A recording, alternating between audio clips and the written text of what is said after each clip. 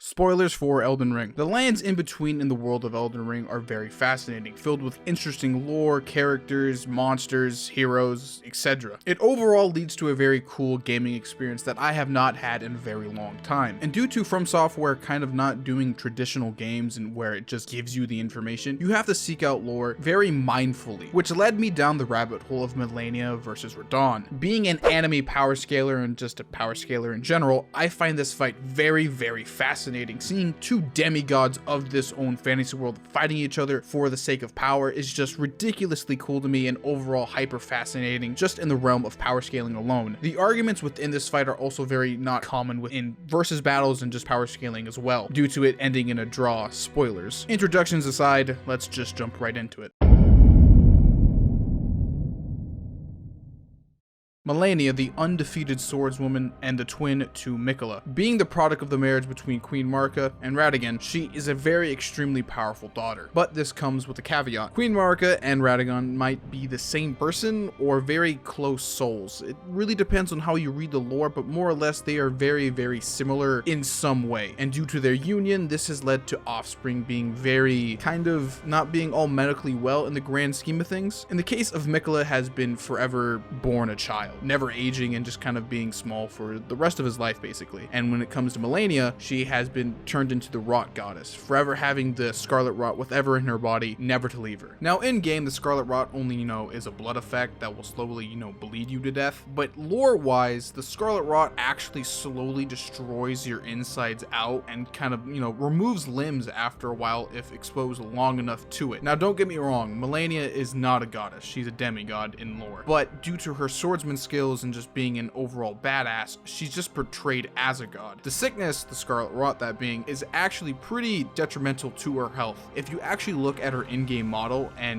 just from the trailers alone, she has a lot of prosthetics on her body. Some very easily seen, some not. But even with the rot, it does not hinder her at all. There may or may not be an argument saying with her prosthetics she might even be better with it, but who knows. We know from a very young age Malenia has been skilled with a sword. Thanks to the description of the flowing curved sword, we know that Malenia's master or mentor was extremely powerful, having the ability to at least hold back or overcome her rock goddess form, or overall the curse in general. Her master must have been very, very powerful because in lore she has never been defeated ever. She has tied once with a person, but never defeated. And sadly enough, since the game is fairly new and we don't have any art books or data guides on really any of the bosses, or a bit more lore than we should get rather than in game, all that I can assume is Malenia just kicked everybody's asses 1v1 style. I'm assuming that, but I think we can all fairly agree with that. In lore, her army, the Clear Rot Knights, will follow her just because she's that strong, so I fairly understand why. Now, one of the things about power scaling video game characters is that if you're trying to power scale in-game without any,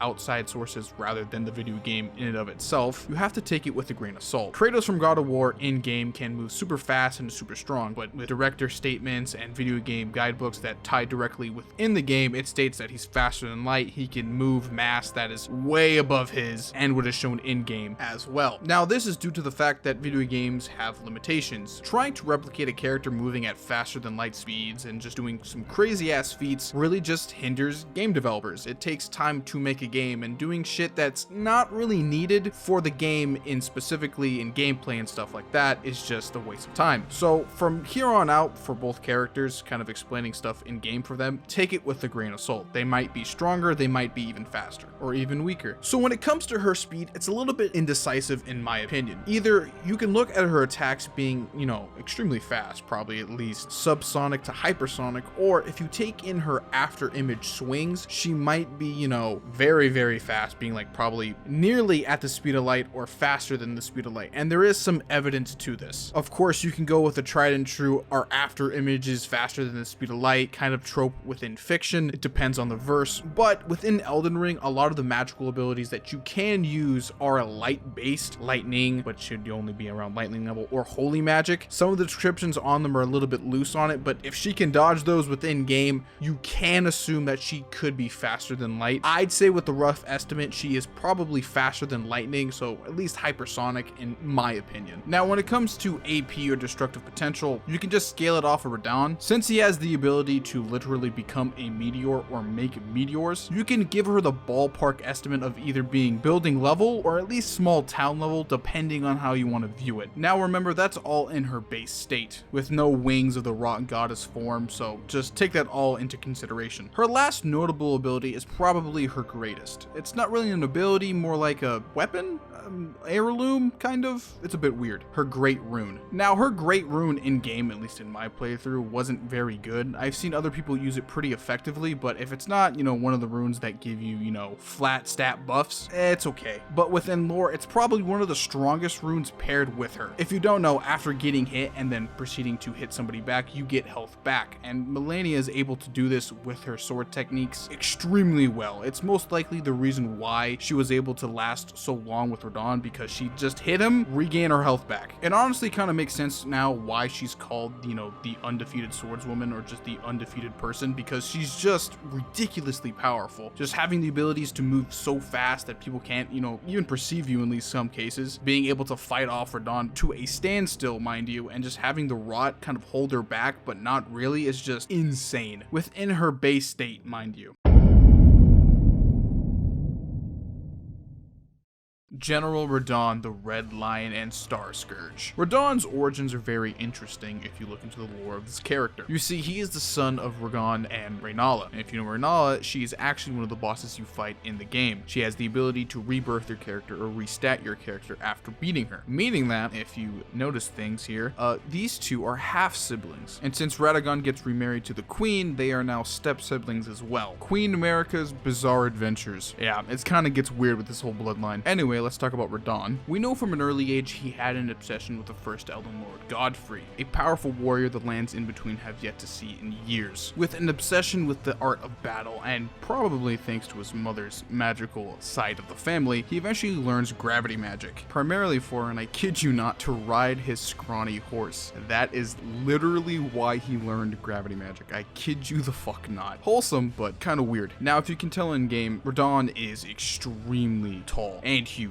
This might be because he's actually a giant descending from Radahn, but it could be a little bit determined a little bit awfully, since Radahn doesn't look perfectly like a giant, so it might be, kind of like a maybe, so who knows. But speculation aside, it really doesn't matter if he's descended from a giant or not, he is still freakishly powerful. Radahn's gravity manipulation is pretty astounding, having the ability to literally summon multiple meteors that can probably easily decimate any building, small to large level, in seconds, and able to, throw them at any time with no visible signs of actually being weakened while having the Scarlet Rot within him is insane. Remember, this is the same Scarlet Rot that slowly kills a person, and Radahn's just able to, tank it. Whether or not the dead bodies he consumes is kind of fighting it off, or at least holding it still, is to be determined, but he can at least hold his own against the Scarlet Rot. It's also stated that the rot that's inside his body is actually slowly kind of driving him mad. So the fact that he's able to do any gravity magic, let alone, actually still be on top of his horse, is pretty crazy. Now, I would dare to say his most infamous scene is during his second phase of his fight, where he literally jumps up from the ground into orbit to then come down like a meteor while under the Scarlet Rot, mind you. Radahn is wildly powerful, which does make sense. He is descended from what can maybe be assumed a god, maybe a demigod, maybe, but also has a great rune that does increase strength and a lot of the other abilities that you do have in game. Now, you're probably wondering, where is Radahn's greatest feat, and we're getting to that like right now, and this is probably one of the main reasons why I wanted to make this video, because this shit was wild when I first saw it. In order to make a name for himself, Radahn does some crazy ass shit. He begins to manipulate the star systems around the planet. Not just one or two, I mean multiple. There are multiple stars across the sky literally bending light in a straight line. Radahn is just casually holding back a probably incalculable amount of stars in the night sky in a singular place for multiple years. Mind you, also while under the Scarlet Rot. This is by far one of the greatest feats in Elden Ring that we see / hear about. This shit shit is wild, and let me explain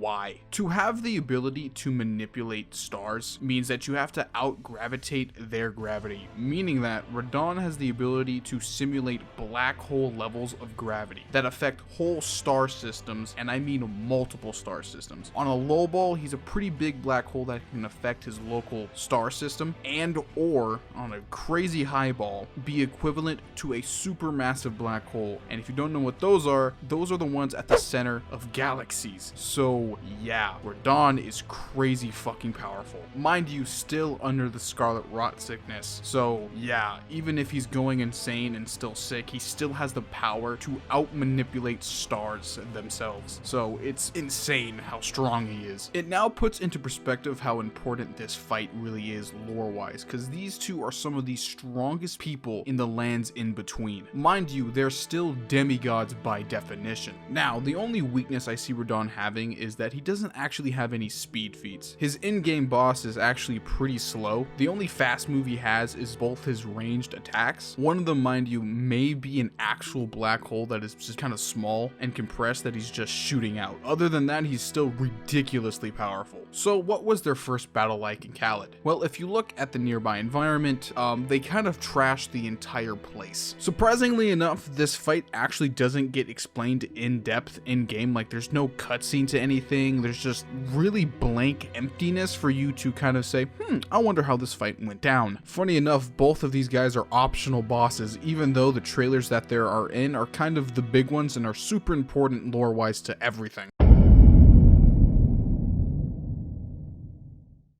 From what we can tell from the trailers, this fight, or war technically, was brutal. Both armies literally decimated each other, literally bodies everywhere, while both Malenia and Radahn are literally just fighting in between all of that. Randy explains that both these guys are literally the final demigods to fight each other, meaning that they had to at least defeat the other ones or at least challenge them beforehand, cementing the fact that these guys are the strongest. And from what it looks like Radahn is actually winning the fight, or at least edging her out, to the point where Malenia feels like she needs to use the scarlet rot within her body to overcome him, and in the process nukes all of Khaled with scarlet rot. That's 1/6 of the entire map, putting her max AP at small country level, which is insane. Now mind you, all the stats that I was saying before the Battle of Khaled were all post Battle of Khaled, meaning that during this fight they were at their prime and at their strongest, meaning that all the stats that I mentioned before are probably most likely all low balls. So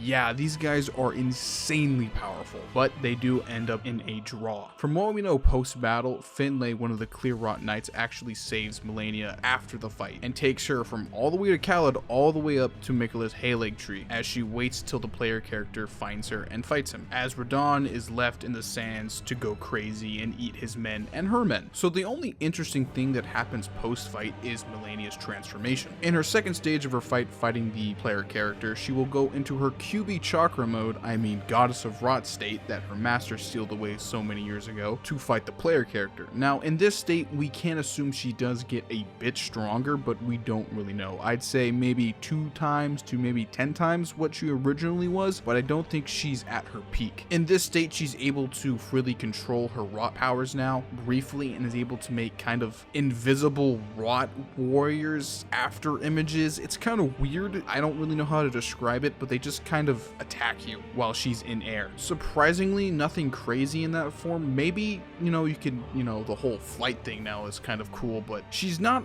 at all like dramatically different, but still pretty powerful. But since this is a metas video and I like to do a bit of speculation on the channel, and I do like my what ifs, and both these characters are still alive in game and can be totally skipped, in a hypothetical round 2, who would win? I do not like draws. They only kind of add up to my hype to wanting to see a resolution to said fight. So who would win? Yet again, I ask the question. In my opinion, I think it's actually still a draw, but I think it does lead towards one character rather than the other. I think it's Malenia, begrudgingly. This is due to the fact that I don't think Radahn is actually in his full power, unlike Malenia. Malenia, from what we know, is just in a comatose state after after the fight and she's just resting, while Radahn is sick and dying and not all there mentally speaking, so that might be enough of an advantage for her to beat him. From what we know from the trailer, it kind of looked like a standstill leading for Radahn, but now she has a new transformation on top of that, so